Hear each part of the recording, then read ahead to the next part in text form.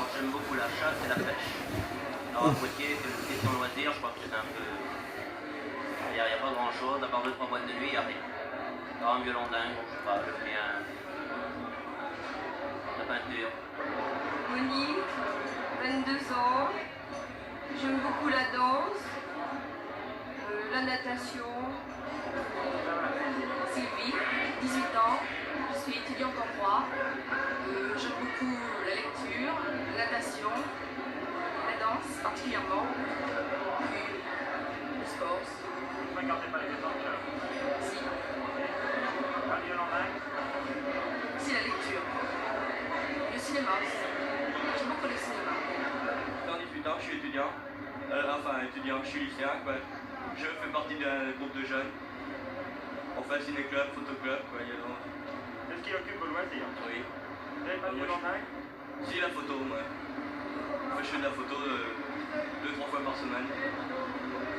Puis on a des ciné-clubs, on a un club de théâtre aussi. Alors, mon prénom, moi, c'est Francis. Je suis étudiant en droit, je suis à la fac de droit. Ne rare pas.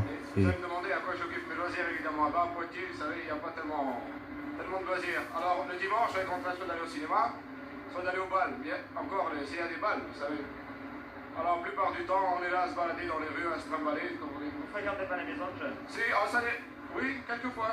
Quand on voit qu'il y a un programme, n'oublie pas la télé ou au cinéma, on va en maison de jeunes avec des copains, on se réunit. Mais sans plus, quand on n'a pas besoin de... Vous n'avez pas de violon dingue? Violon dingue? Oh non. Moi ce que je cherche à faire de l'orchestre. Oui, mais votre âge, votre 20 nom ans. et votre prénom? Ah bah ça je sais pas vous savez vous le dire. Vous ne pouvez pas me le dire, non? Non, non. Quelles sont vos occupations? Un peu de tout quoi, je fais un peu de guitare, je fais pas de baisse quoi. Vous ne travaillez pas? Ça je sais pas vous savez vous le dire non plus. Vous ne me le dites pas non plus. Mais quels sont vos loisirs préférés en dehors de la musique? Vous savez, hein, un peu de tout quoi, j'aime bien me promener quoi. Cinéma? Bon, pas question de cinéma, non. Télévision un peu. Baby-foot, les appareils électriques dans les cafés, non? Oui, Jukebox, flipper. Vous avez une moto, non? Un vélo moteur? Non plus?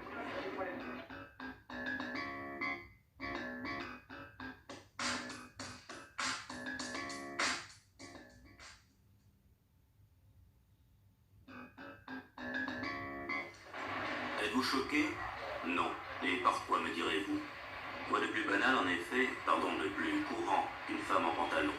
Elles sont au moins aussi nombreuses et sans doute plus nombreuses que les hommes qui portent le cheveu long.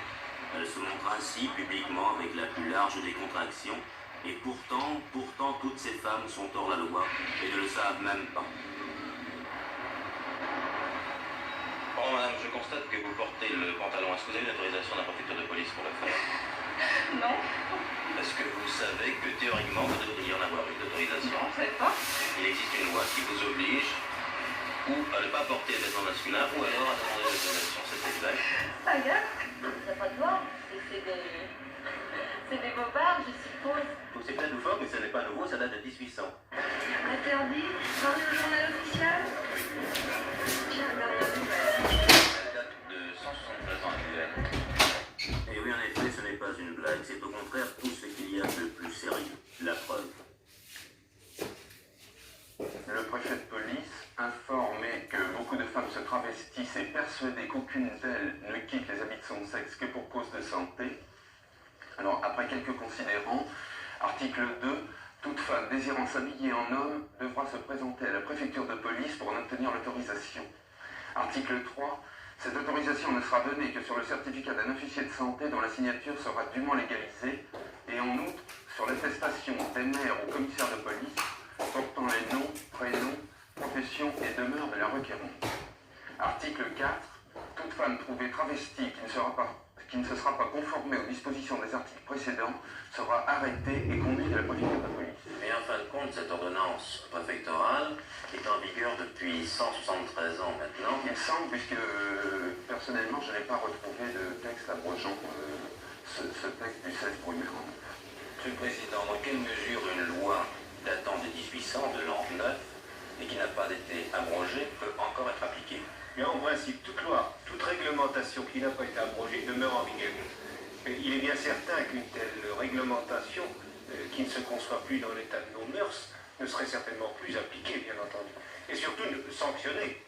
En somme, d'après vous, les femmes qui portent encore le pantalon, qui le portent de plus en plus, à vrai dire, ne prennent aucun risque vis-à-vis de la loi. Oh, je le pense. D'ailleurs, des poursuites en pareille matière seraient vraiment d'un ridicule achevé.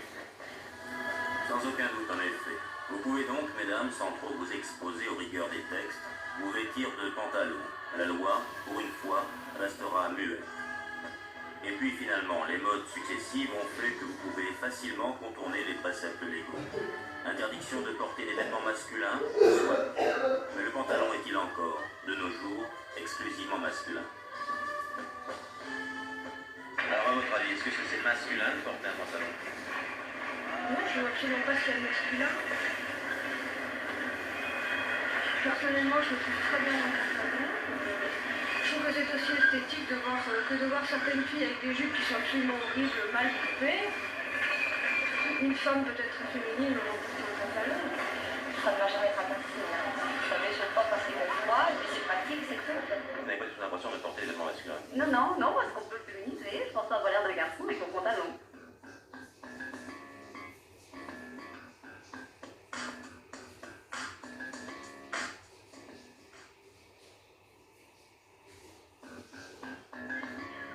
J'ai acheté 45 francs à la Fnac.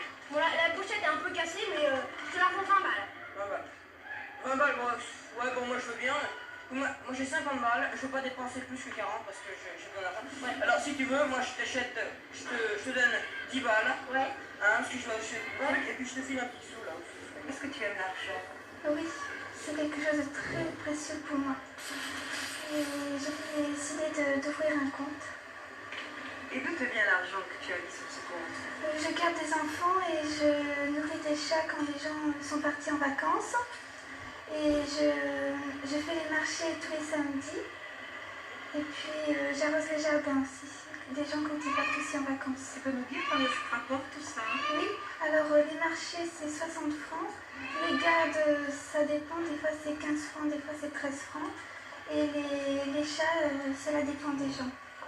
Alors au total, sur ton compte, ça te fait combien aujourd'hui? 9 660 francs. Tu n'es pas un peu radis? Aussi, je dépense pas beaucoup. Je garde surtout l'argent.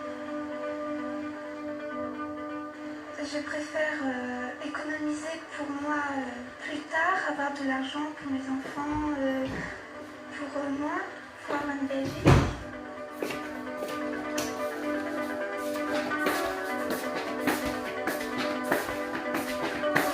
Être majeur, ça veut dire avoir des libertés. Donc quand on a des libertés à 13 ans, ça veut dire qu'on a un compte à la banque. Alors moi j'aime l'argent, c'est-à-dire que j'aime l'argent en petite quantité. C'est-à-dire que quand on a une petite quantité sur soi, on aime bien parce qu'on est plus libre de pouvoir le dépenser quand on est dans la rue. Mais quand on a beaucoup d'argent, c'est pas une honte d'avoir de l'argent, mais quand on en a beaucoup, on le met sur le compte épargne. Et pour moi, aimer l'argent, c'est... oui, j'aime bien l'argent. Alors mes économies vont me servir à acheter des grosses choses. C'est-à-dire, l'année dernière, je me suis acheté un vélo. Et pour l'instant, je suis en train de faire un projet, je voudrais m'acheter un ordinateur. Ça vaut combien? Alors l'ordinateur que je veux, le Spectrum, il vaut 2000 francs. J'ai préféré le compte électronique à la caisse d'épargne parce que d'abord on est plus libre de dépenser son argent, on n'a pas besoin de demander aux parents et c'est surtout pour avoir une liberté en plus, quoi. Parce que quand on doit demander aux parents à chaque fois, c'est toujours un peu la pagaille, ils nous demandent ah oui, pourquoi tu veux faire ça?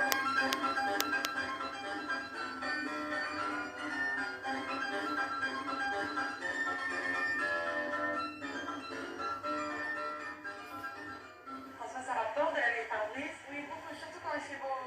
Ça dépend des gens, ceux qui sont contents ou furieux. Il y en a qui donnent entre 8 et 10 francs.